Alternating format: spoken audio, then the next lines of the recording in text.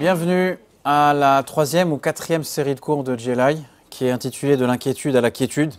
Et j'espère qu'au cours des semaines qui s'annoncent, on va entreprendre tous ensemble un voyage qui va venir nous transformer. On espère que tous ensemble, cette étude va apporter ses fruits dans beaucoup de domaines de notre vie.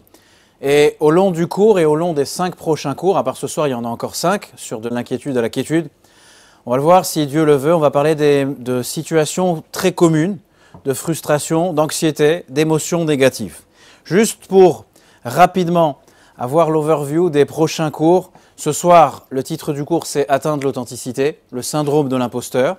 Et la semaine prochaine, on va discuter de la façon de gérer les sentiments de honte et d'insuffisance. Dans la leçon numéro 3, on va explorer des moyens sains et productifs pour canaliser les sentiments de culpabilité et de remords. C'est ce qu'on verra dans 3 semaines. La leçon numéro 4 va venir nous fournir une perspective sur la façon de faire face aux difficultés de la vie et à Dieu ne plaise, sur la tragédie également.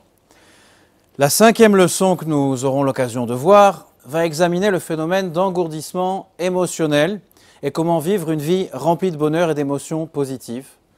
Rien de moins. Et dans la dernière leçon, on va venir parler, on l'a abordé lors de l'art d'être parent, lors de la session sur l'art du mariage, les secrets que le judaïsme possède pour maintenir des relations satisfaisantes et saines. Ça, c'était pour l'annonce des semaines prochaines, ce qu'on va pouvoir découvrir ensemble. J'aimerais juste insister sur un point. Comme on l'a fait les dernières fois, on ne va pas développer des réponses ou des solutions individuelles aux problèmes qu'on a mentionnés. Ce qu'on va voir plutôt, ce qu'on va essayer de voir ensemble, c'est de trouver comment, avec un seul et même changement de perspective et d'opinion, on va pouvoir trouver une clé qui va nous servir à résoudre tous les problèmes qu'on a mentionnés auparavant. Avant de franchir le pas, on va prendre quelques minutes. Je me suis amusé à le faire jeudi dernier et à le refaire aujourd'hui aussi. Un exercice qui va nous permettre d'évaluer notre position générale dans le domaine des émotions négatives. Je me trouve à la page 2, l'exercice numéro 1, tableau des effets positifs et négatifs. Vous avez l'origine de ce tableau qui est le fruit d'études de certains scientifiques, indiqué dans quelle mesure vous avez éprouvé chacun des sentiments suivants au cours de la semaine écoulée. Vous avez un barème de notes, allant au numéro 1 très légèrement jusqu'au 5 extrêmement. Alors, je vous invite à commencer à le faire, ou le faire plus tard à la maison. Je pensais, moi, jeudi dernier, en additionnant les notes des points 1, 3, 5, 9, le résultat des effets positifs et les résultats des effets négatifs, je pensais arriver à un score qui allait correspondre à l'idée que je me fais de moi-même. Et ce n'était pas du tout ce n'était pas au rendez-vous. Il nous propose que les scores varient de 10 à 50. Sur les aspects positifs, la moyenne est de 33. J'étais à beaucoup moins de cela, j'étais à moins de la moitié. Et le score des effets négatifs, la moyenne est de 17 et j'étais à quelque chose de bien plus élevé que cela. J'ai essayé de prendre le jeu tel que le jeu est et de répondre avec beaucoup de sincérité. Au moment où je suis en train de parler, je ne suis pas en train de déstabiliser ma vie tout entière, mais la semaine qui s'est écoulée, en tout cas c'est la semaine dernière, est-ce que j'étais quelqu'un qui était intéressé de très légèrement à extrêmement? J'ai répondu ce que j'ai répondu. Je vous rassure, je ne vais pas vous demander de partager vos réponses, ce n'est pas le sujet. Mais ce qui est intéressant, c'est que chacun d'entre nous prenne le temps d'y répondre doucement et avec beaucoup de sérieux et d'authenticité, de savoir si on était fébrile, est-ce qu'on était actif, est-ce qu'on était enthousiaste, effrayé, hostile, honteux, inspiré. Il y a des semaines où, grâce à Dieu, on est très inspiré, d'autres semaines où on ne trouve pas d'enthousiasme, on ne trouve pas d'inspiration.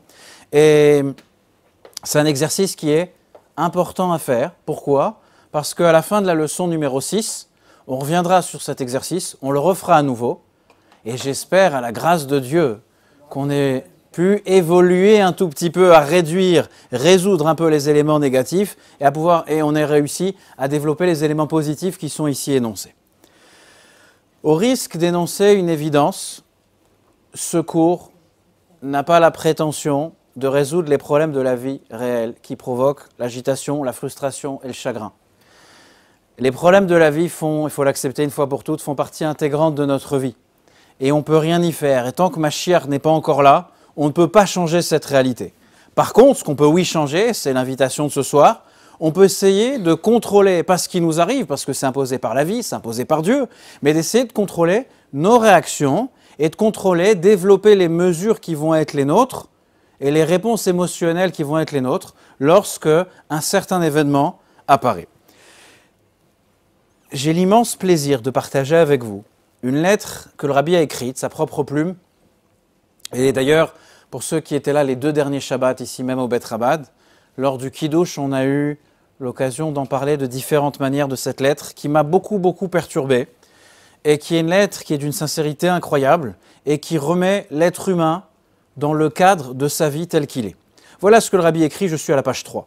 Notre monde est fait d'un mélange de bien et de mal.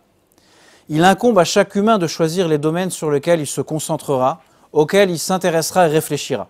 La vie de chaque personne présente 2 approches possibles, voir le bien qui l'entoure ou de décider de voir l'inverse. Vous allez me dire, on le savait, et c'est très simple, limite simplet. Attendez la suite. Je suis à la page 3. Nos sages affirment que Adam était un être ingrat. C'est une chose qui est édifiante, de caractériser le premier être humain en disant qu'il est ingrat. À l'inverse, dit le Rabbi, il eut des hommes et des femmes juifs qui remerciaient et bénissaient le Créateur en récitant les bénédictions du matin, alors qu'ils vivaient dans des conditions les plus effroyables dans les camps de concentration allemands. En définitive, chaque individu se situe quelque part entre ces 2 extrêmes. Il va sans dire, dit le Rabbi, que mon intention n'est pas ici de justifier les souffrances de quiconque à Dieu ne plaise. Je vous le dirai à l'oral, on n'est pas prédestiné à souffrir ou autre, c'est pas ça le sujet. Mais mon propos est seulement de présenter la réalité telle qu'elle est. L'existence que nous menons, qu'elle soit pleine de satisfaction et de sens, ou du contraire, dépend, dans une large mesure, pas toujours, mais dans une large mesure, du choix que nous faisons de focaliser notre esprit sur les aspects positifs et négatifs. Pour moi, cette lettre, elle vient déjà poser le cadre de notre étude et peut-être le cadre de notre vie tout entière. Entre Adam, qui vit au Gan Eden, au paradis, qui est qualifié d'ingrat, et des Juifs qui vont dire Modéani à Auschwitz, forcément constitue in between. Et forcément qu'entre ces 2 attitudes, les événements qu'ont subis ces 2 personnages, le Juif dans un camp de concentration et le Juif au paradis, c'est-à-dire Adam, ils ne l'ont pas choisi. Il leur a été imposé dans le bien et dans le mal par Dieu. Il y a une citation similaire qui est rapportée ici, mais qui n'est pas dans votre texte, qui attribue à différentes personnes, on ne sait pas exactement qui l'a dit, mais qui dit qu'entre le stimulus et la réponse, il y a un espace. Dans cet espace, c'est notre pouvoir de choisir notre réponse. Dans notre réponse réside notre croissance et notre liberté. Il y a des questions que la vie fait en sorte de nous poser. Il va y avoir la réponse qu'on va adresser et il y a un espace entre les 2. Et cet espace, il nous appartient. Dans cet espace-là, on peut décider d'agir, d'adopter des émotions positives ou d'adopter des émotions qui sont négatives. En bref, je ne peux pas vous aider à vous conseiller ou vous donner de véritables conseils sur les travaux que vous êtes en train de faire dans votre appartement ou dans votre maison. Je ne peux pas vous aider sur les actions qui prennent tous les jours, qui sont blessées un peu tous les jours, vos portefeuilles d'actions en bourse que vous possédez ou non. Je ne peux même pas vous conseiller sur l'état de santé avec lequel vous-même ou un des êtres qui vous est cher est aux prises. Mais ce qu'on peut espérer du cours de ce soir et des prochains cours, c'est qu'on va s'aider tous ensemble à éviter toute la gamme, les émotions négatives qui résultent de ces problèmes. Les problèmes, ils nous sont imposés par la vie. L'interprétation qu'on va avoir, la conclusion qu'on va leur donner, les émotions qu'on va essayer de ressentir des problèmes qui nous sont imposés par la vie, on a peut-être le choix. Donc peu importe si j'ai bien ou mal réussi le test dont on vient de parler, mais le cours va nous aider à pouvoir améliorer le résultat de ce test-là. On a parlé d'émotions négatives et d'émotions positives. On va essayer d'expliquer un petit peu plus de quoi il s'agit ici. Il y a un texte, page 5, vous avez la brève biographie de son auteur qui est professeur de psychologie à Georgetown University, qui dit la chose suivante. Les sentiments négatifs, tels que la peur, la tristesse, la honte, la colère, le mépris, la culpabilité, le dégoût, l'anxiété, la déception, la gêne, la solitude, l'envie et la haine, bon, on peut faire Kaddish, il est mort, ouais. Non ont en commun d'être le produit de la perception que quelque chose ne va pas. Lorsqu'on ressent l'un ou les symptômes qu'on vient de dire, le bien-être est menacé, les projets doivent être abandonnés, c'est ce qu'on ressent. Ce que l'on désire fait défaut, on se perçoit comme déficient ou en ne revoyant pas l'image souhaitée aux autres, etc. Ça, c'est sur les émotions négatives. Sur l'émotion, les sentiments positifs, Le bonheur, la gratitude, la fierté, l'amour, le soulagement, l'espoir, etc. connotent le fait que l'on a atteint ses objectifs. C'est ce qu'on ressent. J'ai atteint un objectif. C'est pour ça que je me sens heureux. C'est pour ça que je suis capable d'aimer ou d'être aimé. Je me sens fier. Je suis soulagé. Qu'aucun événement fâcheux ne s'est produit. Que l'on a satisfait ou on dépasse ses propres objectifs. Que la relation avec une autre personne est stable. En bref, les émotions négatives sont inconfortables. Pourquoi? Tout simplement parce qu'elles nous font en sorte qu'on se sente mal. Lorsqu'il y a une émotion négative qui apparaît, je me sens mal. Lorsque les émotions positives sont agréables, parce que je me sens mieux ou je me sens bien. Il est important de souligner la chose suivante. Les émotions négatives ou positives ne sont pas nécessairement en corrélation avec ce que moralement ou de manière éthique elles peuvent représenter. Par exemple, se réjouir de la chute d'une autre personne, de l'échec de quelqu'un d'autre. Ça peut être une émotion positive au moment où je la ressens, parce que je me sens peut-être mieux ou bien de cette manière-là, mais moralement, c'est quelque chose qui est horrible. Sentir amoureux d'un conjoint d'un autre, se ressentir de l'arrogance, sont des émotions qui sont positives, mais moralement répugnantes. Et au fur et à mesure que le cours va se dérouler, on verra qu'il existe également des émotions négatives qui sont moralement correctes et qui sont des fois nécessaires, comme des remords légitimes sur un acte qui est répréhensible, sur un acte qui est objectivement mauvais. Des fois, avoir des remords sur une erreur qu'on a pu faire, c'est une bonne chose. Mais on va attendre la leçon numéro 3 pour pouvoir détailler et développer ce qu'on vient de dire. Regardons de plus près et regardons les émotions, les différentes émotions positives et négatives, parmi les deux listes qui s'offrent à nous à la page 6. Vous avez ici une question dans le premier exercice. Lequel des sentiments négatifs suivants espérez-vous que ce cours vous aidera à résoudre ou à réduire? On ne posera la question à personne et personne ne sera obligé de répondre à voix haute. La colère, l'anxiété, le désespoir, la déception, etc. L'hypocrisie, le manque d'authenticité. On vit à peu près tous les mêmes choses, donc c'est des choses intéressantes. Notre présent, le moment présent, c'est-à-dire le moment dans lequel on est en train de vivre, ici et maintenant, il est composé de quoi ce moment? Il est composé de notre passé, il est composé de notre présent et il est composé de l'imagination qu'on a de notre futur. Les émotions qui sont listées ici, telles que la colère, la douleur émotionnelle, la culpabilité ou la honte, sont les conséquences de traumatismes du passé. L'anxiété, l'inquiétude, le désespoir, souvent, sont dus à ce qu'on imagine, à ce qui pourra se produire dans le futur. Nous, on va essayer de se concentrer sur le moment présent et comment toutes ces émotions, elles participent au moment qui est le nôtre, au moment où on est en train de parler. Donc, si on désire s'éloigner des émotions négatives, il y a une question à se poser. C'est jusqu'où je dois m'éloigner des émotions négatives? J'explique le bien fondé de cette question, la pertinence de cette question. Tout va à peu près bien. Vous levez un matin, comme on dit en français, la tête dans le volant, et vous ne vous sentez pas bien. Cette pensée ou une inquiétude presque irrationnelle, ou des fois qui est motivée par des éléments constitutifs de votre vie dans le passé, vont venir miner toutes les aptitudes et les capacités qui sont les vôtres, et vous allez avoir une journée, ou une semaine, ou un mois, où les événements qui s'apprêtent à venir dans votre vie, qui vont être minés, détruits, parce que je suis animé à un certain moment d'émotions qui sont négatives. Donc il est très très clair que je dois m'éloigner de ces émotions. Mais je dois les m'éloigner jusqu'à où? Jusqu'à où je dois aller? La réponse, elle est très simple. Je dois m'éloigner des émotions négatives jusqu'à atteindre des émotions qui sont positives. Exercice 3, la page 7. Les sentiments positifs qu'on espère que ce cours ou cette étude, cette formation va nous aider à favoriser et à affermir. L'alacrité, c'est un mot qu'on n'emploie pas tous les jours, qui veut dire exactement. Non, mais je l'ai marqué là aussi, j'ai triché avant de venir aussi. D'accord? Vivacité et enjouement.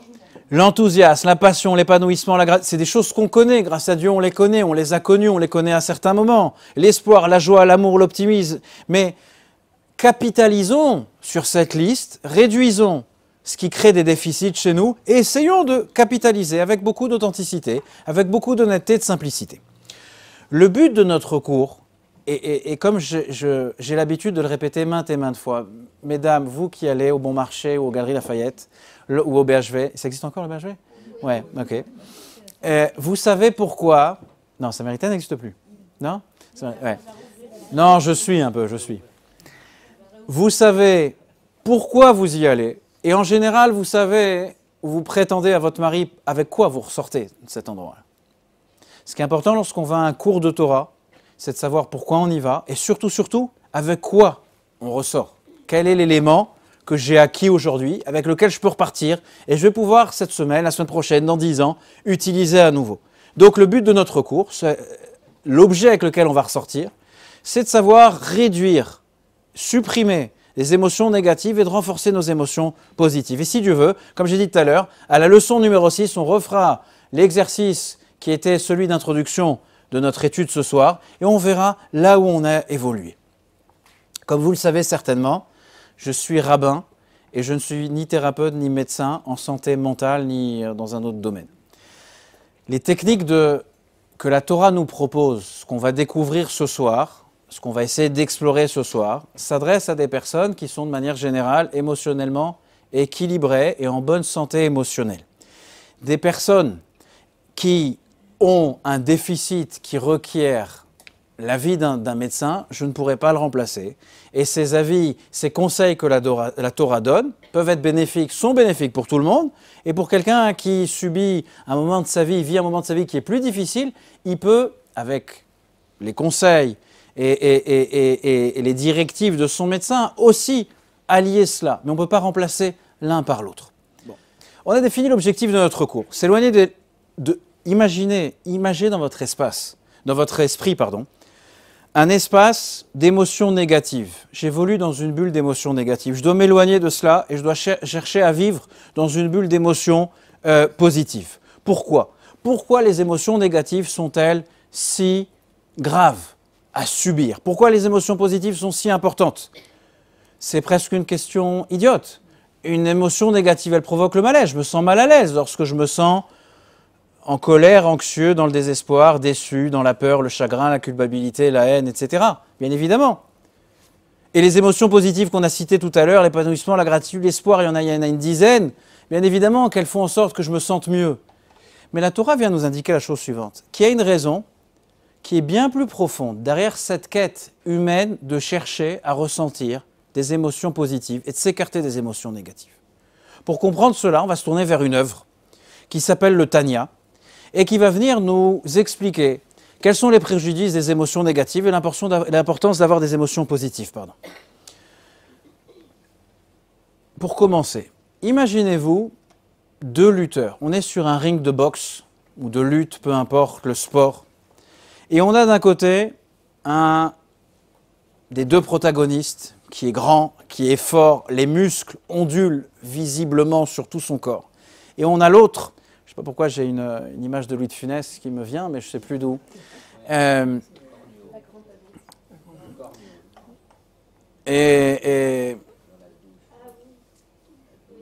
Voilà, Roger, c'est une référence. Et l'autre, je ne sais pas si c'est lié à ce qu'on dit, mais l'image est là. Et en tout cas, l'autre, il est bien plus faible. Qui va gagner le match? Qui va gagner le combat?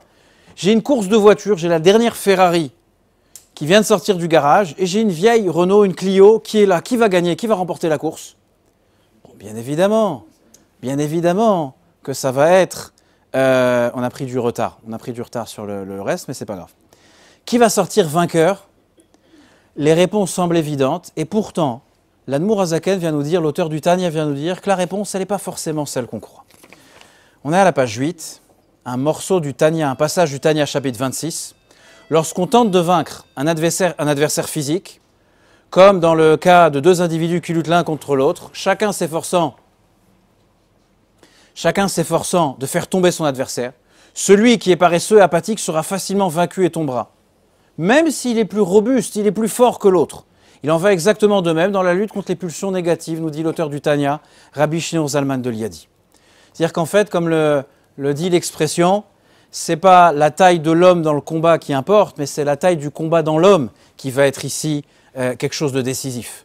Finalement, dans la course de voiture qui était la nôtre, bien évidemment que si tout va bien, c'est sans aucun doute la Ferrari qui va gagner cette course. Mais imaginez-vous qu'on n'ait pas fait le plein de cette voiture. Elle est à court d'essence, elle n'a plus de carburant. On peut avoir une vieille voiture à côté, et bien c'est cette vieille voiture qui va le gagner. Et on le sait tous, dans la vie, chaque jour, chaque instant de notre vie, c'est une lutte, c'est un véritable combat. Dieu nous donne les capacités et les outils pour être victorieux dans les combats de notre vie.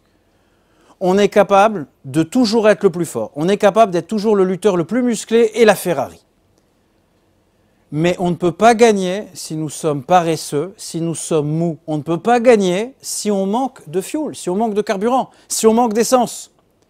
Je me suis toujours posé cette question car votre humble serviteur souffre de ce sujet de manière extrême. Qu'est-ce qui rend quelqu'un paresseux et lent?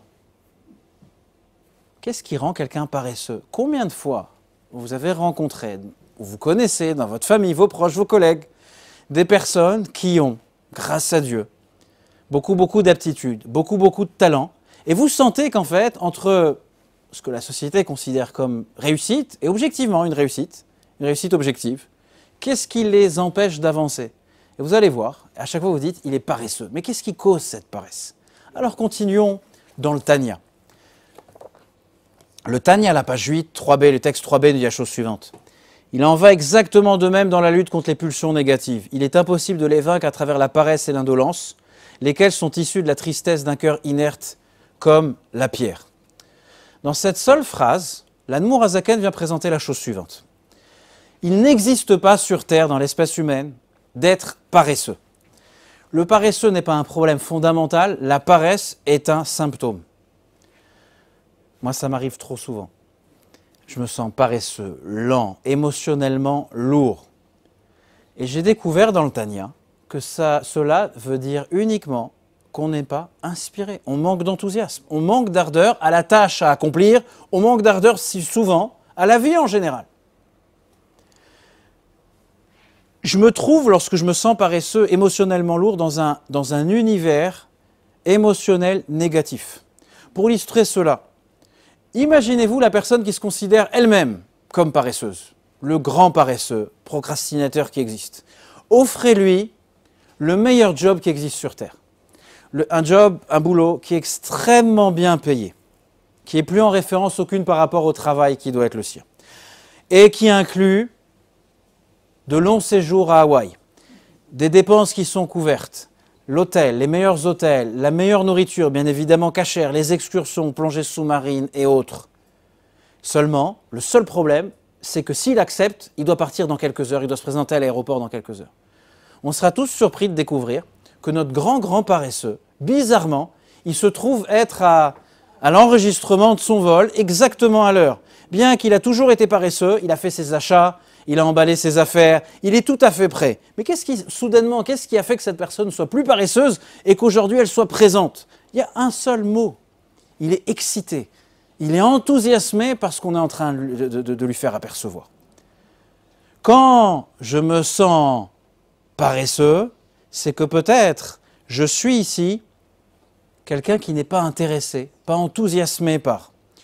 Alors j'ai eu cette histoire drôle, qui est censée être drôle, d'un mari juif qui va chez le médecin et qui lui dit « Docteur, diagnostiquez-moi ». Il lui dit « Mais qu'est-ce qui se passe ?» Il lui dit « Regardez, à chaque fois que je rentre à la maison le soir après le travail, ma femme me fait toute une liste de choses à faire et je suis incapable de commencer cette liste et bien évidemment de la finir. Je vous en supplie, docteur, je peux encaisser, dites-moi la vérité, de quoi je souffre ?» Alors, le médecin le regarde et lui dit, dans des mots simples, « Vous êtes simplement un paresseux. » Alors le mari juif lui dit, « Écoutez, ça je le savais, mais donnez-moi un terme scientifique pour que ma femme puisse l'accepter. » La raison pour laquelle on trébuche certaines fois dans la vie, on vacille certaines fois dans la vie, c'est parce que dans les luttes, dans les combats qui sont les nôtres, la paresse, la lenteur apparaît. Ce n'est pas un problème en soi, c'est un symptôme. Le problème fondamental, c'est qu'on est dans un univers d'émotions négatives. Je vais prendre un exemple qui vous concerne à vous et pas à moi, on l'a vu tout à l'heure, dans un exemple très concret. Il est prudent pour moi de supposer que dans cette pièce, plusieurs d'entre vous ont essayé de suivre un régime. Je regarde personne, mais c'est d'accord. Motivés par leur apparence physique ou par leur santé, peu importe. Il est probablement juste de supposer que beaucoup d'entre vous qui ont tenté de faire un régime, un jour ou l'autre, ont fait disparaître ce régime de leur vie. Bon, puis ils l'ont réintroduit et puis il a disparu à nouveau. J'aimerais vous poser une question. Le jour où le régime alimentaire a disparu de votre vie, vous n'aviez plus, vous avez plus la capacité de résister à l'envie de manger ce pot de chocolat. Moi, je peux tout ingurgiter, il ne se passe rien. D'accord. Je vous pose la question suivante. Au moment où vous avez, en français, craqué, est-ce que vous vous sentiez insouciant, léger, énergique, débordant d'émotions positives au moment où vous avez arrêté le régime, vous avez craqué? Bien évidemment que non. Probablement, vous étiez triste. Et probablement que vous n'étiez même pas conscient que vous étiez triste, en colère, stressé, anxieux, blessé, vous sentiez inférieur. Tout ce que je viens de citer, ou l'une des choses que je viens de citer, et qu'en fait, on vous a retiré le combat. Il y a presque une main du ciel qui vient, que lorsqu'une personne, elle se sent triste, elle se sent en colère, elle se sent inférieure, elle se sent plus énergique, elle n'est plus dans le combat, il y a presque une main divine qui vient et qui le retire du ring. Bon, t'as plus rien, t'es KO d'avance ici. Donc en fait, finalement, vous êtes devenu paresseux et lent, et c'est pour ça. Arrêtez de payer le nutritionniste, écoutez-moi. On vous a retiré le combat. J'ai lu un livre dernièrement du docteur Levinstein, un livre qui a été écrit en français, Nos dépendances qui nous gouvernent. C'est un très beau livre qui parle des addictions. Et il parle là-bas, entre autres de l'addiction à la cigarette. Et il va dire que ce n'est pas une question de volonté. Je l'ai lu et relu parce que ça m'interpellait.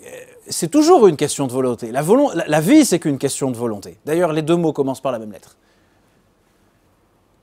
Et voilà ce qu'il explique, et qui rejoint exactement ce que l'Admour Hazaken est en train de nous dire ici. Le secret d'une alimentation réussie, saine, le régime dont on parlait tout à l'heure, ou de gagner n'importe quel autre combat dans notre vie, c'est pas simplement une question de volonté, comme beaucoup croient à tort. Le but ultime, c'est quoi ici? C'est de se maintenir en dehors d'émotions négatives qui sont toxiques pour nous. On peut avoir toute la volonté du monde. Lorsque se présente à nous une bulle qui est tout à fait toxique, vous recevez le mauvais coup de téléphone et vous vous laissez impressionner par cela, vous rencontrez le mauvais collègue de travail, ou vous avez la mauvaise remarque d'un parent, d'un conjoint, d'un enfant, peu importe quoi, ça va venir saper tous les efforts qui sont les vôtres. Autrement dit, la volonté, c'est bien évidemment la clé pour gagner un combat. Mais l'émotion négative, elle vous prive de cette volonté. Quand quelqu'un s'inscrit dans une bulle d'émotions positives, il a la capacité d'avoir cette volonté. C'est pareil, peu importe l'addiction, peu importe le combat. Qu'est-ce qui alimente tout cela? Qu'est-ce qui nous enflamme pour gagner ces luttes? Alors, revenons au Tanya, on est à la page 9. Il convient plutôt, dit l'Admour Hazaken, de subjuguer ces sentiments négatifs à travers l'alacrité, laquelle le zèle, dans le texte en hébreu zrizout, ils l'ont traduit ici par alacrité, le zèle, laquelle émane de la joie et d'un cœur qui est libre et pur de toute trace d'inquiétude et de tristesse. Le carburant de la vie, c'est l'émotion positive. C'est pourquoi il faut sans cesse la développer et sans cesse la maintenir. C'est quelque chose qui est vital. Il y a un des composants, une des pièces de ma voiture qui ne fonctionne plus, ça va venir affecter la voiture tout entière. Une émotion négative dans une vie qui, objectivement, est celle d'une personne qui est censée être heureuse, cet élément qui ne fonctionne plus, cette émotion négative, elle va venir ruiner votre journée. Il y a des personnes, sans entrer dans le détail, il y a des personnes qui sont victimes de pensées anxieuses. Bon, je souris, parce que c'est sympathique. Il y a des personnes qui rêvent de leur enterrement. Ils rêvent de ce qui se passe. Je sais de quoi je parle. Pas que je le fasse, mais... Ils rêvent d'un échec. Pas qu'ils rêvent, ils l'attendent avec impatience. Non. Mais ils sont tellement inquiets pour le futur, c'est qu'ils sont en train de réfléchir, qu'est-ce qui se passe si, et cela, et si je perds mon job, et si cela, et si les enfants, et si ma femme, et s'il glisse, et s'il se passe cela. Cette pensée, elle va venir simplement détruire tout le reste de votre journée. Et la vérité, vous avez eu ces pensées-là un nombre incroyable de fois, et grâce à Dieu, 99% des cas, il ne s'était rien passé. Seulement, on vous a privé des aptitudes, du talent que le bon Dieu il vous a donné le jour de votre naissance. Littéralement, les émotions négatives, elles affectent tout. Les émotions positives, elles affectent tout de manière positive. Il y a un dicton chassidique qui est dit ici à la page 4, on ne sait pas exactement de qui il provient, mais on l'attribue à Rabbi Aaron de Karli, un élève du Maguide de Mezrich, qui dit une chose sensationnelle, incroyable. Il dit qu'il n'y a pas de commandement biblique nous enjoignant d'être joyeux. Vous allez me dire si, Vesamarta bechagecha. Oui, mais c'est lors de la mitzvah, la fête de Sukkot, d'une autre mitzvah. Mais Rabbi Aaron de Karlin dit, il n'y a pas une mitzvah d'être continuellement joyeux. De même, les émotions négatives ne font l'objet d'aucune interdiction biblique. Il y a des gens extrêmement religieux qui respectent tout ce qui est dit dans le Shulchan Aruch. Pourtant, quand vous leur parlez, ils dégagent que des émotions qui sont négatives. Voilà ce que Rabbi Aaron de Karlin dit. Mais la joie accomplit ce qu'aucune autre mitzvah peut accomplir. Et les émotions négatives causent plus de dommages que tout autre péché. C'est-à-dire que je n'ai pas besoin de l'inscrire de manière positive ou négative dans la Torah. Ce que ça peut provoquer, c'est pire ou mieux que toute autre mitzvah ou avéra. Le judaïsme vécu avec des émotions positives, c'est un judaïsme qui vient du paradis. Un judaïsme qui est vécu avec des émotions négatives, c'est peut-être tout le contraire. Et ce qu'un péché peut faire, une émotion négative, elle peut peut-être accomplir des fois des choses qui sont encore plus difficiles que cela. Rappelez-vous, à certains moments de votre vie, vous avez pris des décisions qui sont simplement folles. Vous étiez dans un moment de votre vie qui s'apparente à un univers d'émotions positives et vous aviez toutes les forces de l'univers pour pouvoir accomplir ce qui était important pour vous. Le jour où je suis parti avec le Rav Azimov signer pour le Bet Rabad, louer le Bet Rabad, il nous fallait une certaine somme d'argent. On n'avait pas le 10e dans la poche. Mais j'étais plus jeune et je ne comprenais aucun obstacle. Je l'ai compris un peu plus tard. Mais à ce moment-là, ce jour-là, j'ai raconté dernièrement, on était le 10 Tevet, le jour du 10 Tevet. C'était pas un jour de jeûne pour moi, c'était un jour de grande réjouissance parce que on allait peut-être rétablir la cause, les événements qui ont causé le jeûne du 10 Tevet. Quand on est animé et on est dans un... C'est pas qu'on est plus fort que quelqu'un d'autre, c'est pas ça le sujet. C'est qu'à un moment, on se trouve dans un environnement qui est positif, à l'intérieur de sa psyché, et qui nous accorde les forces qui ont toujours été les nôtres. Et lorsque je me trouve dans un moment de ma vie, où pour une raison ou pour une autre, je me sens c'est négatif pour moi, j'ai plus la force d'y aller. J'ai plus la force d'aller au combat. Je suis peut-être le plus musclé, je suis peut-être celui qui a le plus d'aptitude et de ressources, mais pourtant, j'arrive pas à mener ce combat. Comme tout médecin, le médecin ne se concentre pas sur les symptômes. Il tente toujours d'aller chercher les causes de la maladie, les raisons sous-jacentes du symptôme. Quelque chose apparaît, il y a une cause qui existe à l'intérieur. L'Admour Hazaken, l'auteur du Tanya, qui est lui un médecin de l'esprit, un médecin de l'âme, ne cherche pas à traiter les symptômes. C'est quelque chose que j'ai découvert cet après-midi. Dans d'autres œuvres dans le judaïsme, on cherche à traiter uniquement les symptômes. Personne ne se sent anxieuse, il y a tel texte, il y a telle attitude à avoir. Ici, l'Admour Hazaken propose quelque chose qui va venir traiter la logique sous-jacente qui va donner naissance à ces symptômes. C'est une approche qui est nouvelle, c'est une approche qui est révolutionnaire et c'est celle du Tanya. Il est bien évidemment impératif de servir Dieu dans la joie. On l'a toujours su. On a toujours su qu'il fallait servir Dieu avec joie. Mais on pensait que cette joie, elle était nécessaire lorsqu'on soulève le Sefer Torah, lorsqu'on accorde un moment d'étude, lorsqu'on accomplit une mitzvah. L'Admour Hazaken vient, et pour la raison qu'on a décrite tout à l'heure, vient dire que la joie, l'émotion positive, c'est le carburant de notre vie et c'est nécessaire à tout moment. Pourquoi on perd un combat ? Parce qu'on est dans la paresse ou l'apathie. C'est pas parce qu'on manque de ressources. Pourquoi on en est là ? Parce qu'on est dans une atmosphère qui est émotionnelle, qui est négative et qui ne vient pas d'apparaître. On s'est laissé un peu aller, on a construit un univers qui est négatif, on est devenu plus lent et avec la moindre bourrasque, le moindre coup de vent, on tombe. Objectivement, aujourd'hui, vous avez reçu le mauvais coup de téléphone. Vous êtes dans le radar d'un harceleur. Un collègue, un supérieur, un associé, un membre de la... peu importe quoi. Mais, ça devient exacerbé au centuple. Je ne sais pas ce qu'ils ont voulu décrire. D'accord, bon, on leur demandera plus tard. Lorsque je m'inscris dans des émotions négatives. L'émotion négative, c'est comme une voiture qui essaye de rouler dans ces mêmes conditions.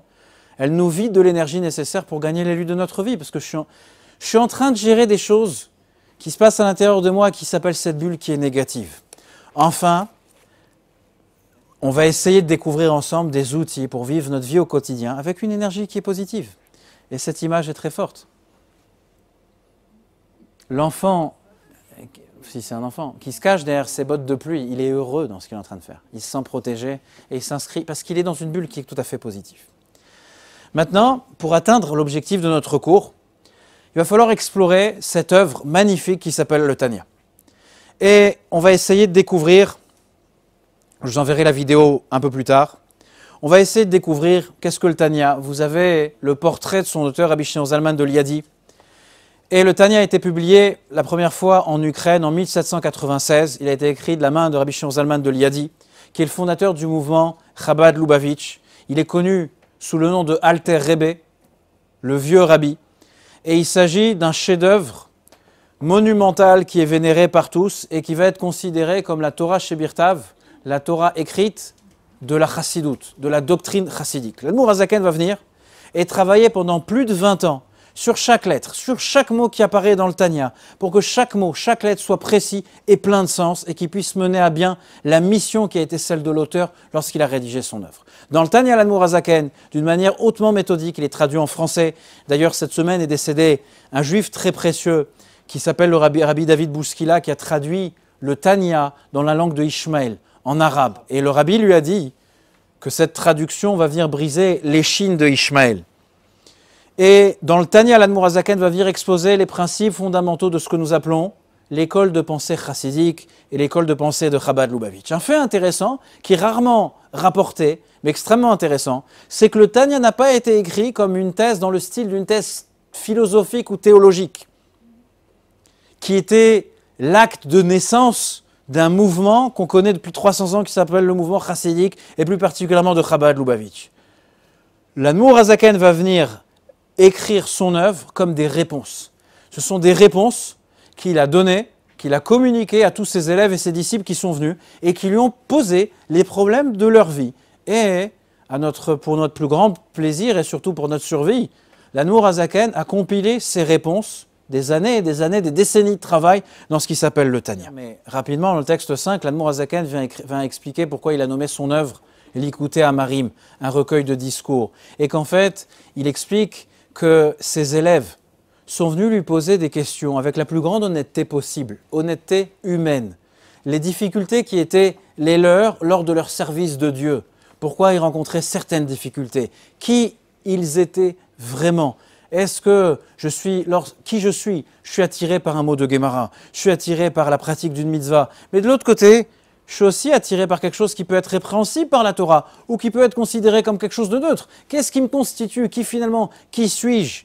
Le Tanya est essentiellement une œuvre, un guide qui vient ici apporter une réponse aux personnes qui ont le courage de se poser de véritables questions sur, comme va le dire l'auteur, l'anatomie de la psyché de leur être. Et la nature de ces questions, les réponses qui vont être apportées par l'Admour HaZaken sont rapportées ici dans le Tanya. Je suis incapable de vous expliquer, je trouve cette photo magnifique, mais je ne comprends pas exactement le rapport. Mais il y a une question, prenez le temps de répondre à cette question à la page 12. Complétez la phrase suivante. Pour la plupart des gens, la lutte principale dans la vie oppose. Là, j'aimerais entendre vos réponses, s'il vous plaît. Merci. Quoi d'autre? Le bien et le mal. Ok, le bien et le mal. Non. La lutte principale de la vie, elle oppose le bien et le mal. Eh bien, figurez-vous que, selon l'auteur du Tanya, la vie, le but principal de la vie, la lutte principale dans la vie, c'est pas ce qui oppose le bien et le mal. C'est pas cela. Il était évident que c'était pas cela. Le Tanya va nous proposer pas seulement la solution à la lutte, le Tanya vient nous proposer l'identification, la définition de cette même lutte. Et voilà ce qu'il nous dit. Il nous rapporte un texte de Rabbi Chaim Vital. Rapidement, Rabbi Chaim Vital est un kabbaliste du XVIe siècle. C'est le plus grand et le plus connu élève du Harizal, Rabbi Yitzhak Luria, qui va venir révolutionner à bien des égards notre compréhension de la mystique juive, ce qu'on appelle communément la Kabbalah. Le Harizal n'a écrit aucune œuvre, il est l'auteur d'aucune œuvre écrite. Avant de décéder, il va autoriser à son élève Rabbi Chaim Vital de coucher par écrit une partie de ses enseignements.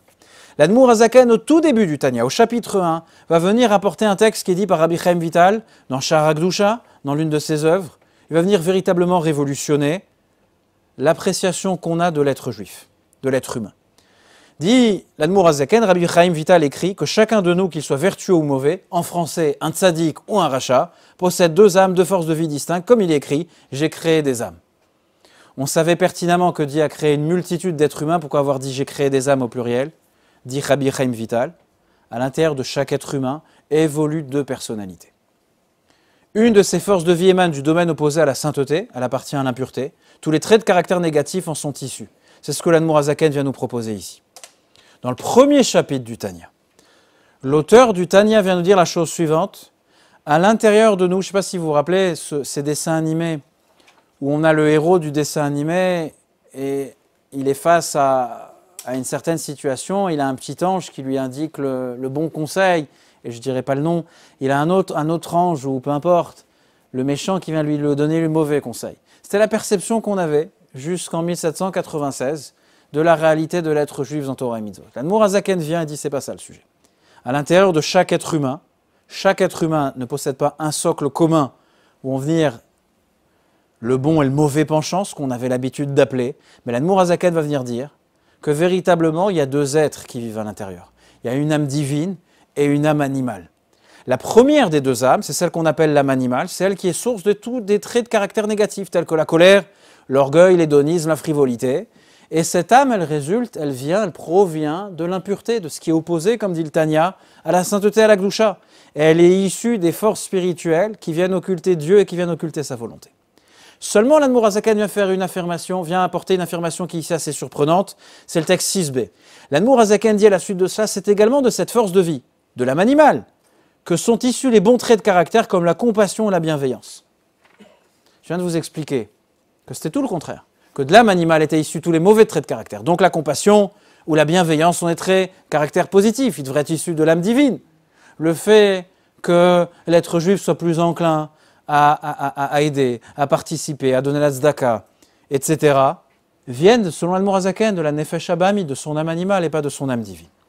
Pour essayer de répondre à cette question, comprendre ce qu'il est en train de dire, on va essayer ici d'introduire le sujet de la deuxième âme. Texte 6c, page 14, rassurez-vous, il n'y a qu'une ligne. La deuxième force de vie est véritablement une partie du Dieu d'en haut. Chelek Elokam Imal Mamash. L'Admour HaZaken vient dire ici que la première âme, pas la seconde, la première âme, la première force vitale qui nous habite, elle est désignée par le nom en hébreu de Nefesh Abehamit, âme animale. Pour être plus clair, ce n'est pas une âme qui habite les animaux ou l'espèce animale également, mais qui emprunte à la vie animale un certain trait de caractère. La volonté de se préserver et de se satisfaire. Pour être un peu plus clair, quand on parle d'âme animale, on parle ici dans le Tanya ou dans la Kabbalah d'âme naturelle, nefesh ativit, c'est-à-dire la conscience que nous avons de nous-mêmes. L'âme naturelle, pour lui donner une définition, elle est orientée vers elle-même. Elle ne comprend qu'elle-même. Elle ne comprend que la recherche de son plaisir et de la jouissance qui va être la sienne, et elle se concentre toujours sur ce qui lui fera du bien. L'âme naturelle, elle est source de traits de caractère négatifs. Elle est animée et guidée par son propre intérêt, pardonnez-nous la faute de frappe, et elle est égocentrée, je ne sais pas si elle se dit véritablement, et égocentrique.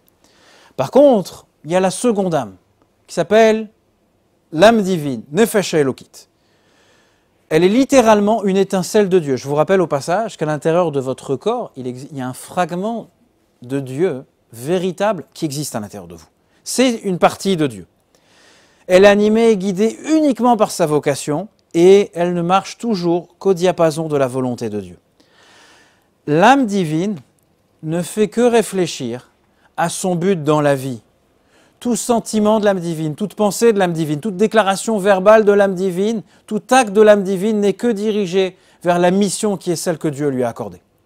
L'âme divine se concentre uniquement sur la volonté du divin, ce qui est nécessaire à répondre à cette volonté. L'âme naturelle, qui n'est pas forcément, entre guillemets, méchante, mais elle est concentrée sur elle-même, et elle est concentrée uniquement sur des éléments extérieurs à elle qui vont pouvoir lui apporter du plaisir, qui vont pouvoir faire en sorte qu'elle se sente un peu mieux.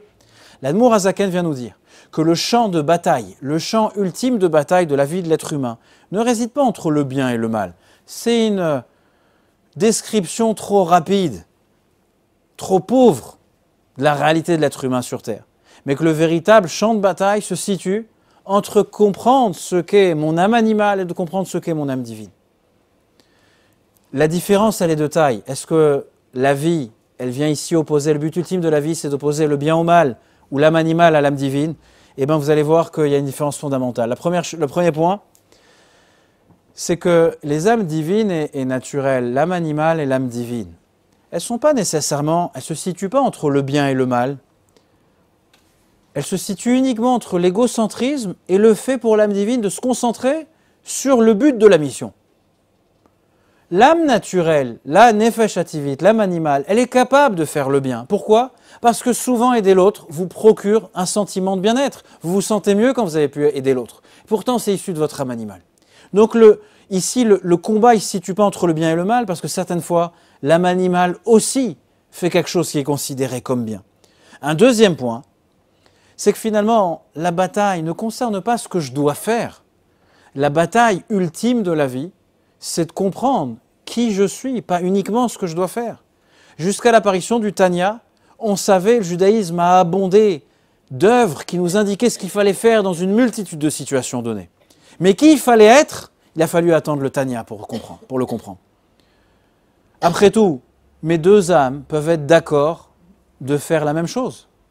Mais pourtant, ce qui me motivera au moment où je serai en train de le faire sera tout à fait différent. Je vous explique. J'ai aperçu tout à l'heure de délicieux petits hot dogs qui se trouvaient ou sandwich, ou les deux, qui se trouvaient sur la table.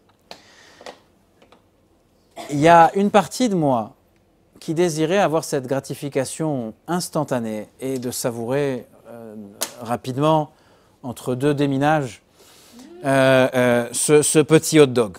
De l'autre côté, il y a une autre partie de moi qui m'a dit que si je cherchais, bon, on va parler de quelqu'un d'autre, on dit que ce n'était pas mon cas, à perdre du poids ou à manger sainement, je devrais me retenir et de ne pas engloutir ce hot dog ou ce petit sandwich. C'est deux voies différentes, vous êtes d'accord avec moi? Est-ce que je m'accorde cette gratification instantanée, là, qui est là, ou je me retiens, parce que c'est pas sain, n'est-ce pas, docteur? C'est deux voies qui sont différentes, mais c'est deux voies qui sont animées par la même âme naturelle, par la même nefesh hativit, par la même âme animale. Il y a une voie qui est moins sophistiquée. Je veux manger parce que c'est bon et j'ai envie de manger ce qui se présente comme être bon. Et de l'autre côté, il y a une voie qui est plus raffinée, plus sophistiquée, plus intellectuelle, qui dit il faut avoir une réflexion, ça peut être quelque chose qui peut être nocif pour moi. Mais finalement, c'est une gratification que mon âme animale veut avoir d'une manière ou d'une autre. Si c'était mon âme divine qui venait intervenir ici, mon âme divine chercherait à manger ça ou tout à fait autre chose uniquement si ça devait répondre à la mission qui est la mienne, c'est-à-dire servir Dieu. Si ça contribue à se focaliser, à me permettre d'avancer dans mon service de Dieu, mange ça, mange autre chose, l'essentiel c'est de ne pas avoir faim et d'avoir les forces nécessaires pour avancer. C'est-à-dire qu'en fait, dans le même mouvement d'aller manger quelque chose qui est parfaitement glad kasher, ça peut être l'émanation de mon âme animale, de manière sophistiquée ou pas, ou ça peut être l'émanation de mon âme divine qui dit « j'ai faim, j'ai besoin de me restaurer un petit peu pour être mieux concentré à écouter et retenir un mot de Torah ». Et en un mot, si je vais résumer ce que je suis en train de dire, je suis ici à un carrefour entre deux chemins, être un être égocentrique ou un être qui obéit et qui devient, par extension, un être qui obéit au divin. En fait, je pourrais donner une autre image. On a deux disques durs qui sont branchés, on ne possède qu'un écran pour deux disques durs. Souvent l'image sera la même, mais il est branché à quelle énergie? Il est branché ici à quelle âme? J'ai fait un peu de bien, c'est mon meilleur ouvrage. C'est vrai, et ça dépend. Hein. Qu'est-ce qui le motive? L'âme naturelle, elle est source de bons traits de caractère aussi. Être une bonne personne vous fait sentir bien. Et le périmètre de champ de bataille qui va être le nôtre, c'est que le périmètre de champ de bataille tel qu'il est exposé par le Tanya, c'est pas dans le cadre du bien versus le mal. Cette description, elle est enfantine, elle est trop légère. C'est trop vague. C'est trop vague. On est, grâce à Dieu, pour nous tous ici ce soir, très éloignés de choses qui sont foncièrement mauvaises, et Dieu merci. Donc en fait, on a gagné la bataille ultime de notre vie, je ne crois pas. Donc dit Mourazaken, le combat ne se passe pas là-bas. Le Tanya ne vient pas me dire ce que je dois faire, on a des livres d'Halakha pour cela. Il vient me dire qui je suis. Et enfin, pas seulement de grands dilemmes éthiques, C'est-à-dire que l'être juif ou son éthique ne se présente pas uniquement lorsqu'on lui pose la question du siècle, mais à chaque instant, pour le même hot dog, pour le même gâteau. Qu'est-ce qui a motivé mon geste, ma parole, mon ressenti, mon âme animale ou mon âme divine? À la naissance, faites attention à cela, notre réglage par défaut, parce qu'il y a eu un paramétrage par défaut, notre conscience, celle qu'on a, c'est celle de l'âme animale. Il faut beaucoup de travail pour changer de perspective. Il faut énormément de travail, et c'est le travail d'une vie, pour changer du point de vue de l'âme animale et d'appartenir au point de vue, de regarder la vie du point de vue de l'âme divine. Du point de vue de la Torah, faire ce changement mental est la chose la plus importante de notre vie. Ce changement, dit l'Admour HaZaken, c'est l'objectif de toute notre vie. Et indépendamment des avantages qu'on peut tirer de ce changement de perspective ici. Il y a un texte ici, le texte numéro 7, j'ai dû sauter quelque chose, il y a un tableau. Et le tableau est le suivant, c'est à la page 15. L'approche conventionnelle et l'approche du Tanya. Prenez le temps de le revoir plus tard, de le revoir demain. C'est fondamental et c'est de véritables outils qui vous permettent d'aller beaucoup plus loin, pas de manière quantitative mais véritablement en qualité. La nature du conflit, ou telle qu'elle est dit dans votre livret, le conflit entre l'approche conventionnelle, c'était moral versus immoral. L'approche du Tanya, c'est l'âme divine versus l'âme naturelle, la mission divine versus soi. Je peux aider l'autre, parce que certaines fois ça répond à l'image que je me donne de moi-même. Et finalement, à qui je suis en train de faire ici plaisir? Peut-être qu'à moi-même. Je ne suis pas dans une dynamique qui appartient à l'âme divine. Je ne suis peut-être pas, pardonnez-moi le terme, je ne suis peut-être pas véritablement dans une mitzvah qui requiert de l'effort, qui requiert de la transcendance, qui requiert le fait de sortir de soi-même. C'est bien évidemment une tâche qui n'est pas évidente. Ensuite, sur l'enjeu en question, la nature de conflit, avant, le Tanya, l'approche conventionnelle, était toujours « que dois-je faire ?» Nous sommes Shabbat, j'ai tel dilemme parce qu'il se présente telle situation, que dois-je faire? Les bibliothèques sont remplies de réponses à cela. Ensuite, le Tanya vient et dit qu'en fait, quelle est ma vocation ici? Qui suis-je quelque part? L'approche conventionnelle au moment du conflit, c'est lorsqu'uniquement je suis confronté à un choix d'ordre moral. Aujourd'hui, avec les données et les recherches de la psychologie moderne, sans arriver au Tanya, nous savons que attendre, et c'est l'éducation qu'on essaie de donner à nos enfants, attendre d'être confronté à un choix d'ordre moral, c'est les meilleures chances, ce fait d'attendre, c'est les meilleures chances de faire le mauvais choix.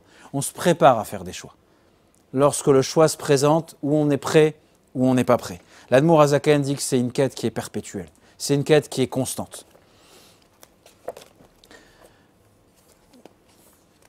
Si vous tournez la page, il y a un verset qui a priori rien à voir dans Isaïe, et qui dit « V'yasfu anavim b'Hashem simcha » Les humbles se réjouiront continuellement en Dieu. Vous savez qu'en hébreu, il y a deux synonymes pour dire humble ou modeste. Il y a shafal et il y a anav. Les deux décrivent une personne qui est humble, qu'on appelle modeste. Seulement, il y a une différence fondamentale entre les deux. Shafal est la personne qui a une mauvaise estime de soi. On parle de quelqu'un qui est docile, qui manque de confiance en soi, qui a une faible perception de soi-même.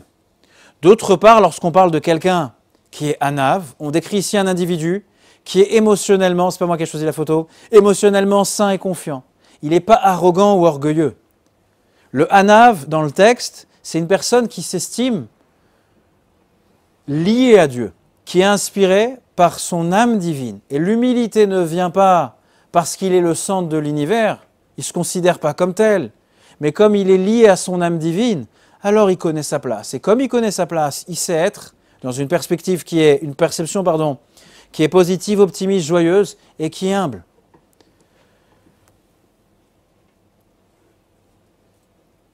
Pour continuer, il y a un syndrome que peut-être beaucoup d'entre vous connaissent, que j'ai découvert dernièrement. Et on prendra peut-être, en dehors des 6 cours, on prendra un peu de temps et vous allez voir que le fait d'en parler va nous procurer, même si on est un peu fatigué, beaucoup de bien. Je vais parler du syndrome de l'imposteur. Avec le temps qui nous reste, on va essayer de ressortir avec un outil pratique qui va nous aider dans ce qu'on est en train de faire. On a expliqué que selon le Tanya, ce qu'il y a de plus important, c'est de définir la lutte. Si vous comprenez le combat qui est le vôtre, le combat est gagné. Si vous comprenez avec quelle force vous allez au combat et qui est face à vous, qui est votre adversaire, vous comprenez mieux les choses. Si vous compreniez mieux les choses, vous avez l'air peut-être moins musclé, mais vous avez cette agilité qui vous permet de renverser l'autre. Est-ce que quelqu'un a déjà entendu parler du syndrome de l'imposteur? Non? Vous allez voir qu'on le connaît tous. Texte 8, et on prendra le temps de le lire dans le texte, page 16. Avez-vous déjà ressenti que vous n'êtes pas celui qu'on croit? Que vos amis ou collègues vont découvrir que vous êtes un imposteur et que vous n'êtes pas réellement à la hauteur de votre travail et de vos accomplissements? Si oui, vous êtes en bonne compagnie. Ces sentiments s'appellent le syndrome de l'imposteur, ou ce que les psychologues appellent communément le phénomène de l'imposteur. Selon un article de synthèse publié dans l'International Journal of Behavioral Science, environ 70% des personnes ressentent ces sentiments d'imposture à un moment de leur vie. Pas continuellement, mais à un certain moment. Le syndrome de l'imposteur touche toutes sortes de personnes, des femmes, des hommes, des étudiants en médecine, directeurs marketing, acteurs et cadres. Le symptôme de l'imposteur peut infecter quiconque n'est pas capable d'intérioriser et de revendiquer ses succès. J'ai pris le temps tout à l'heure, mais vous ne l'avez pas ici dans la version en français. Madame Valérie Young, experte en syndrome de l'imposteur, qui est l'auteur d'un livre sur le sujet, a également repéré certaines tendances chez les personnes qui éprouvent des sentiments d'imposture. Les perfectionnistes ont des atteintes extrêmement élevées pour eux-mêmes, et même s'ils atteignent 90% de leur objectif, ils vont se percevoir comme des ratés, et la moindre petite erreur les fait douter de leurs propres compétences. Je vais m'expliquer. À certains moments de notre vie, à la grâce de Dieu, vous avez obtenu un super job, vous avez reçu une importante promotion, vous êtes rentré dans une grande école d'ingénieur ou faculté ou autre, vous avez eu un poste important, et il y a un moment où vous sentez ne pas appartenir à la place qui est la vôtre au jour d'aujourd'hui. C'est-à-dire qu'en fait, vous êtes en train de vous empêcher de profiter du moment qui est le vôtre et de penser que vous êtes l'imposteur dans votre propre vie. Je ne pense pas que c'est quelque chose, c'est un sentiment qui est si loin de toutes ces personnes. Une dame qui a beaucoup travaillé, qui s'appelle Pauline Rose Clance et Suzanne Imes, ou Imes, je ne sais pas comment on le prononce, des livres qui existent en français, va dire que dans ses recherches, peu importe le degré, le bagage universitaire, la configuration de vie des personnes, elle dit en général, plus on atteint un certain niveau et plus syndrome d'importance, on s'empêche de vivre véritablement là où on se trouve. Et je pense que c'est quelque chose qui est véritablement, on va le dire dans d'autres mots, beaucoup de mères juives s'interdisent, alors pas lier cela à de la culpabilité, parce que ce n'est pas non plus le cas, mais c'est lié à ce syndrome d'imposteur, à de pouvoir prendre du plaisir sur les succès qui sont les leurs. Marier, travailler, éduquer des enfants, marier ses enfants, voir les petits-enfants. Et pourtant, ces personnes, on a l'impression qu'elles sont toujours enfermées et qu'elles pensent qu'elles n'ont pas le droit à profiter du bonheur qui est censé être le leur et qui est présent, qui meuble leur vie. Pourquoi? On peut parler de culpabilité, on le verra dans les prochains cours. Mais on va parler de ce syndrome d'imposteur.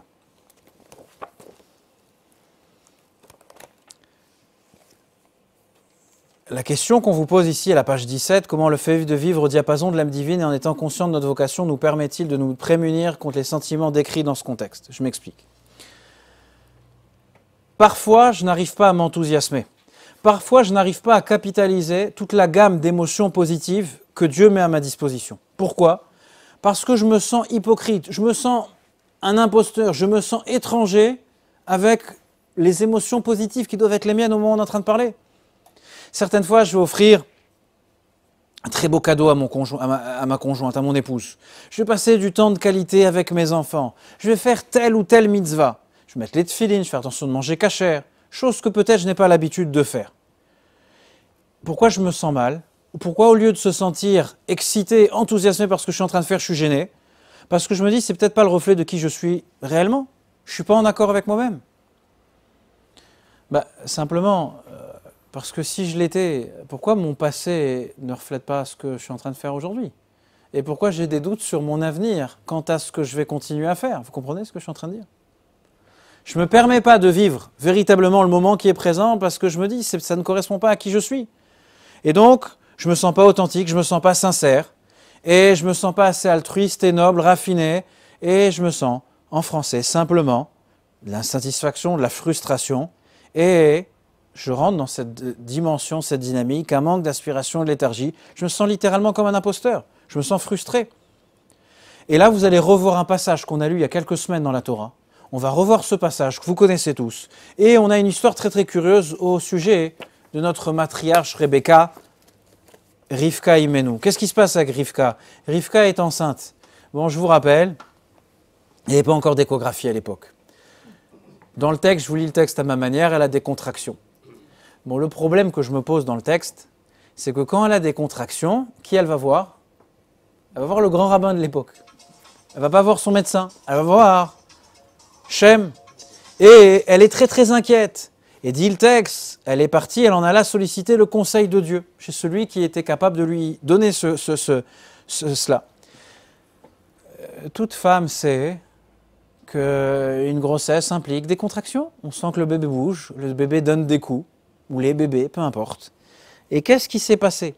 Alors le Midrash nous dit que lorsqu'elle passait devant un lieu d'étude, elle passait devant une synagogue, un Beth Midrash, elle sentait qu'il y avait beaucoup d'animation. Le bébé il voulait sortir, presque le bébé voulait intégrer la yeshiva devant laquelle on était en train de passer.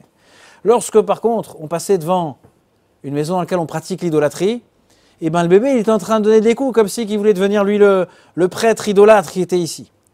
Et que finalement elle va aller voir le prophète de l'époque, le Midrash nous dit que c'est Shem le fils de Noach, pour avoir un peu de clarté et savoir un peu ce qui se passe. Et voilà ce que nous dit le texte. Dieu lui dit à travers Shem, 2 nations sont dans ton ventre et 2 peuples sortiront de tes entrailles. Un peuple sera plus puissant que l'autre et en définitive l'aîné servira le plus jeune. Je vous rappelle l'histoire, elle a 2 enfants. L'un qu'on connaît tous c'est notre grand-père, Jacob, et l'autre c'est son frère, Ésaü, Esav, le méchant, le très méchant Esav. Bon, Rivka, elle est informée qu'elle a des jumeaux. Qu'est-ce qui s'est passé? C'est-à-dire, de quoi elle était inquiète? Et quelle a été à l'époque, sans passer à la yeshiva, il savait qu'une femme, elle était enceinte de jumeaux. Qu'est-ce qui s'est passé? Quelle réponse on lui a donnée qui a apaisé Rivka? Il est en train de dire la chose suivante. Il y a le jour et la nuit qui évoluent à l'intérieur de cette matrice. Et qui éternellement, jusqu'à la vue de Mashiach, vont combattre pour le pouvoir. L'un d'eux, Yaakov, il représente la sainteté, il représente la transcendance, il est attiré par l'étude de la Torah, il est attiré par le fait d'aider l'autre. L'autre, Esav, il représente l'hédonisme, la décadence, l'envie de pouvoir. Il est attiré par ce qu'on va appeler dans le texte l'idolâtrie. Le texte nous suggère que Rivka, elle est apaisée par cette réponse. Et donc elle ne se plaint plus. Qu'est-ce qui se passe dans son esprit? Voilà comment on peut comprendre ce texte. Aux yeux de Rivka, la mère, la matriarche Rivka, s'inquiète d'avoir un enfant. Mais on va le dire d'une autre manière. Rivka pense que la chose pire que d'avoir un enfant authentiquement mauvais, la pire des choses, c'est pas d'avoir un enfant qui est mauvais, c'est d'avoir un enfant qui authentiquement est inauthentique. Un enfant qui ne sait pas où il habite. C'est-à-dire qu'en fait, Rivka, elle est dévastée à l'idée d'avoir un enfant qui a des priorités confuses. Rivka, d'après ce texte-là et cette interprétation, elle est horrifiée à l'idée d'avoir un enfant qui souffre du syndrome de l'imposteur, qui ne sait pas où il habite, qui ne sait pas ce qu'il constitue et qui ne connaît pas le but dans sa vie. Et que finalement, lorsqu'on va dire à Rivka, mais c'est normal que lorsqu'on passe devant une yeshiva, tu sens des contractions, parce que c'est l'un des 2 enfants. L'autre enfant, lorsqu'il change de trottoir, il passe ailleurs, devant une maison dans laquelle on pratique l'idolâtrie, il ressent d'autres choses. Elle est bien évidemment triste d'entendre qu'un de ses enfants va suivre le chaos. Mais quelque part, ce qui va la calmer, ce qui va lui rapporter un peu de sérénité, c'est qu'il n'y a pas une dichotomie chez l'enfant même. L'enfant, il n'est pas en train de souffrir des 2 priorités qui sont ici confuses. Et pourquoi je vous dis tout cela? Parce qu'en fait, Dieu est en train de nous dire dans ce texte éternel, Dieu est en train de dire la chose suivante. Détendez-vous.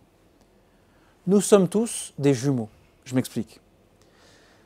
Si je n'étais qu'une personne, s'il y avait qu'à l'intérieur de moi qu'une âme qui vivait à l'intérieur de moi, pourquoi, lorsque je passe dans certains endroits, je me sens aimanté par ces endroits-là? Et pourquoi, lorsque je vais à Iniloula, je vais écouter un Kaddish à la synagogue, j'ai l'impression de prendre un plaisir qui est profond et sincère? Pourquoi je comprends tout, des choses qui sont censées être contraires? Dieu nous dit non. Il y a à l'intérieur de ta personne 2 jumeaux. Il y a un Yaakov et il y a un Esav, pour reprendre les mots du Tanya, une âme divine et une âme animale. Ne compromets pas le bonheur qui doit être le tien dans ta vie par des compagnons, alors comment le dire, inutérins, qui évoluent ensemble et qui ont des désirs tout à fait différents. Et l'Admour Hazaken l'image de manière très simple. À la page 19, l'Admour Hazaken parle à l'être juif qui cherche à prier. Vous venez à la synagogue un matin, ou un Shabbat matin, ou un jour de Rosh Hashanah ou de Yom Kippour. avec la ferme intention, de s'investir dans votre prière, avec beaucoup d'enthousiasme, de ferveur, de dévotion. Dit l'Admour HaZaken, n'éprouvez pas de découragement ou d'abattement en servant Dieu dans la prière. Cela doit être un vécu joyeux. Au contraire, intensifiez vos efforts et affermissez votre énergie pour redoubler de ferveur dans votre prière, avec une joie et un entrain accru.